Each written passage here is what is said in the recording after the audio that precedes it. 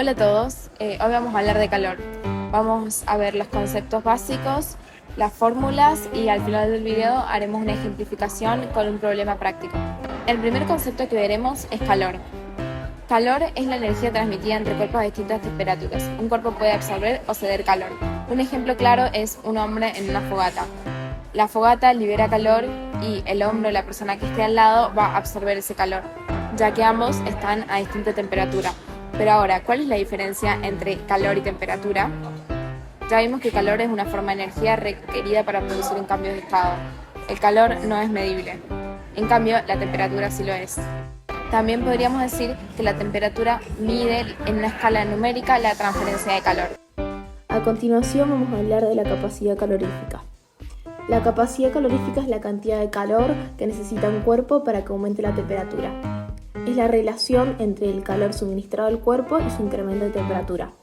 Su fórmula es C igual a Q dividido variación de temperatura, donde C es la capacidad calorífica, Q el calor intercambiado y la variación de temperatura se calcula temperatura final menos temperatura inicial. Su unidad de medida en el sistema internacional es joules por Kelvin, aunque también se usa con frecuencia la caloría por grado centígrado. La capacidad calorífica depende de dos factores: la sustancia por la que está formado el cuerpo y la cantidad de masa del cuerpo. Un ejemplo es cuando ponemos una oro en el fuego, su incremento de temperatura varía según la sustancia y la cantidad de masa. El siguiente tema que vamos a abordar es el calor específico. Este representa la dificultad con la que una sustancia intercambia calor con el entorno. Se obtiene por la cantidad calorífica porque su fórmula es CE, es decir, calor específico, igual a Q por M, donde Q es la capacidad calorífica y M es la unidad de masa. Gracias al concepto de calor específico, existe una expresión que determina el calor que se agrega o se extrae de una sustancia según el incremento en su temperatura, su calor específico y la cantidad de masa que tenemos. A esta expresión se la conoce como la ecuación fundamental de la termología, es decir, el calor absorbido o cedido. Un ejemplo del calor absorbido o cedido sería el microondas, donde el elemento que se introduce en el microondas es el que absorbe el calor y el microondas el que lo cede. Y la cantidad de calor que este elemento absorbe va a variar según la cantidad de masa del mismo. Ahora les traemos un problema para trabajar los conceptos de fórmulas que vimos.